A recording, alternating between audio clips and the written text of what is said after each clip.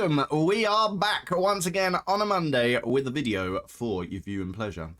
This week we're not at the rig, we're in the back room, which means we're reviewing a game. It's awesome. The way people support this channel is absolutely incredible. We have lots of different ways that people support us, and this week we were given a game to review and have a look at and see if it would be any good. So that's what we've done. So stop with all this silliness and let's get into the game and see what it is actually like. Here we go.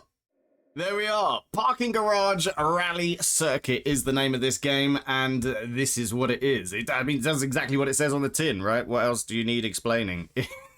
You're doing rally circuits in a parking garage. It is pretty much that.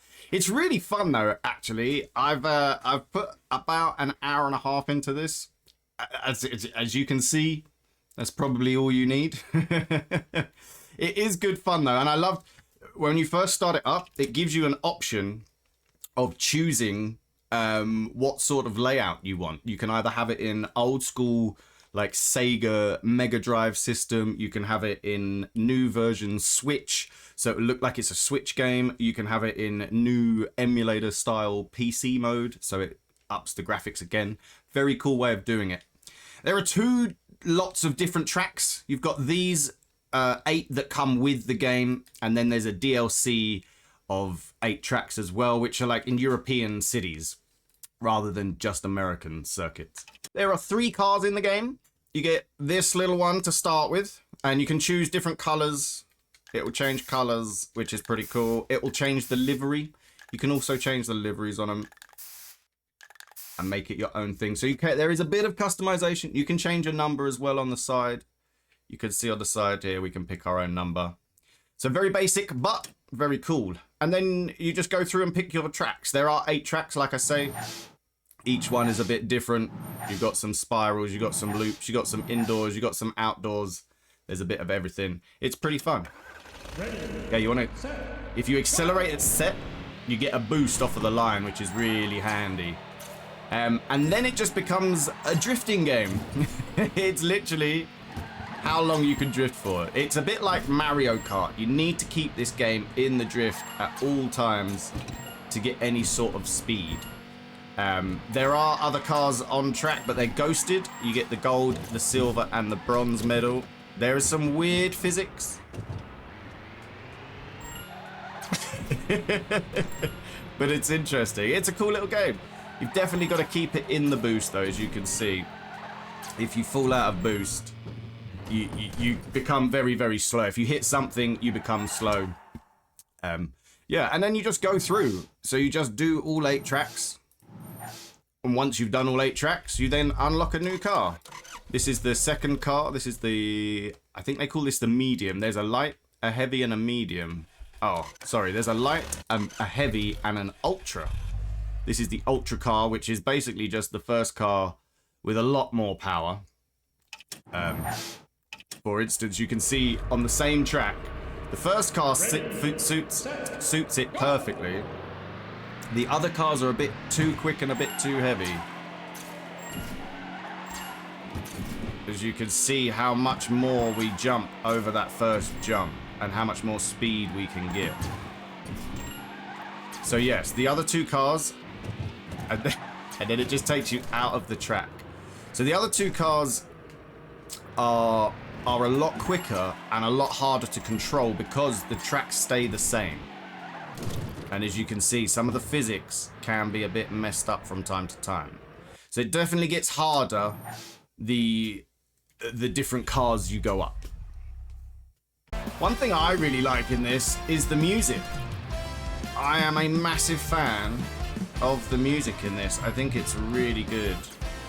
I'm a big fan of ska and stuff like that, and a lot of the music is like ska orientated, and it's got that like reggae vibe to it. But yeah, the sound is fantastic. The music is brilliant. I don't know how much of it I can play because of YouTube and stuff, but the sound is fantastic. I absolutely love it. The cars, I can take or leave. It's very generic. It feels just like an old school racer, you know. But the music is what makes it. If you're going to play this game, I advise turning it on and leaving it on. The music's good. Ready, set, go! To say, I've gone through all of the 8 levels, and this is probably my favorite. This is New Orleans, and one of the cool things with this level, like the levels do change to a certain extent, and this is one of them. Halfway through this level, there's a really cool lightning strike, and you end up going into the dark. It shuts all the power off. But as you can see, all the car parks are different. They're all a bit windy and twisty. You just got to work your way around them. Here we go. Oh. So too quick up the jumps. You've got to be very careful with the jumps in this. Sometimes they can take you over. There we go. The lightning strike on the power line takes all the power off, and now we've got to see in the dark. Yeah, it's super cool. Absolutely brilliant. I do like that about this track. This is probably my favorite track in the game, just because you get that cool lightning effect, and then it changes the whole map again. There we go. That's about it. It is a very short game. I did the first 8 levels in 30 minutes. I mean, you can... It's a game that you could finish very quickly, but would take a long time to fully get every gold and 100% the game.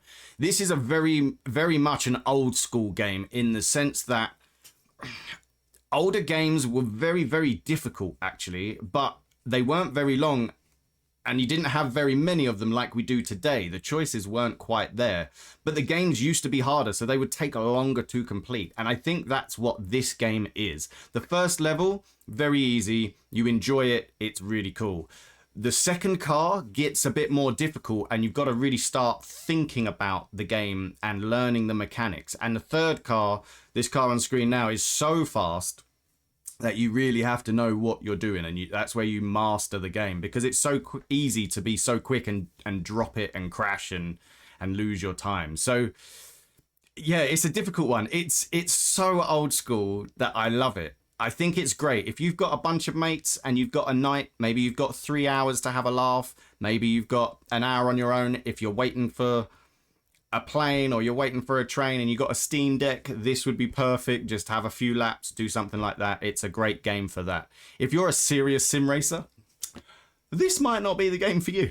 But if you enjoy games and you like the old retro style and things like that, like this feels like old school Daytona. Like it feels like I'm playing an old Sega or like Mega Drive or Sega Saturn or something like that. It definitely fills you with nostalgia. If you're a retro gamer, this is a brilliant one for you. You will really enjoy it. But yes, it's very difficult. The higher you get, the more difficulty there is, which is very different to modern games. I feel like we're trying to make modern games way too easy. This to me feels like an actual game where it's easy and then it gets real hard. So yes, there you go. I do hope you enjoyed it. I enjoyed the game. If you can get it for $1, maybe $3, it's definitely worth a day. If it's a rainy day and not doing anything, it's definitely worth it. Other than that, you might want to stick to other games. I don't know. Wreckfest is really good fun. But yes, thank you very much for watching this one. And until next time, stay safe. I'll see you soon. Peace. Bye.